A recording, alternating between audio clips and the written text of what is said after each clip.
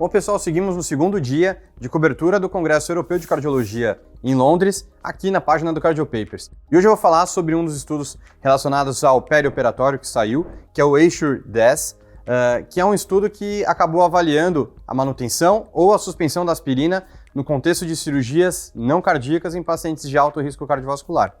A gente já tem por diretriz que em pacientes que já fazem uso de aspirina ou ácido acetil salicílico, ou vulgo AS, para profilaxia secundária, por exemplo, a ideia é que a gente mantenha a monoterapia em cirurgias que não têm um alto risco de sangramento e de complicações, como, por exemplo, uma neurocirurgia.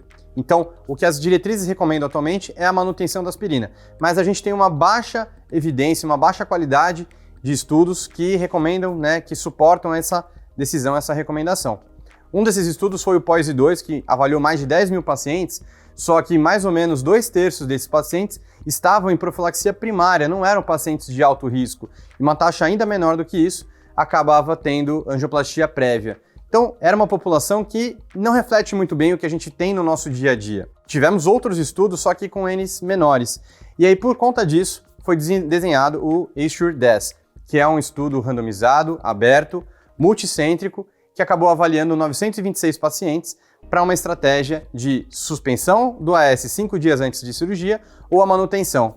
E aí a gente está falando de cirurgias de baixo ou intermediário risco cardiovascular, de complicações perioperatórias e também de baixo a moderado risco de sangramento. Então, são cirurgias do dia a dia, cirurgias que a gente vê bastante e a gente acaba acompanhando muito na prática clínica.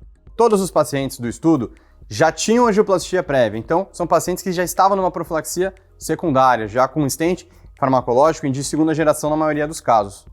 Todos eles utilizando pelo menos alguma terapia antiplaquetária, sendo 39% aspirina, mais ou menos 20 e poucos por cento outro inibidor de P2Y12 e mais ou menos 35, 38% utilizando dupla de agregação plaquetária. O tempo médio pós-angioplastia que esses pacientes foram submetidos à cirurgia foi de mais ou menos 6 anos na mediana. Lembrando que para ser incluído no estudo, o paciente não poderia ter tido uma síndrome coronariana aguda com menos de 12 meses. Então, a população pós-infarto, que a gente acaba tendo que manter dupla antiagregação plaquetária por 12 meses, não foi estudada nesse estudo, beleza? E o que o estudo deu?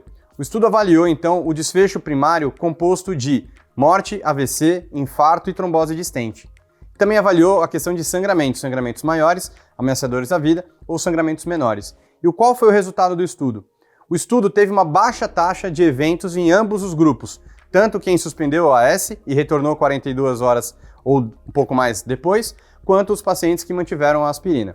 Não havendo então diferença no grupo que utilizou a aspirina em termos de redução de desfechos, como morte, infarto, trombose de stent e AVC. Mas em contrapartida, também não houve aumento de sangramentos significativos no grupo aspirina, numericamente um pouco maior, mas não atingiu a estatística significante. Em relação a sangramentos menores, o grupo que usou a monoterapia com aspirina mantida ainda teve um pouco mais de sangramentos minors do que o grupo que acabou suspendendo, mas também não são sangramentos que são relevantes para a prática clínica. A moral da história é que, apesar do estudo mostrar uma baixa taxa de eventos, ele acaba sendo underpowered, ele não tem um poder estatístico para poder confirmar ou afastar essa hipótese.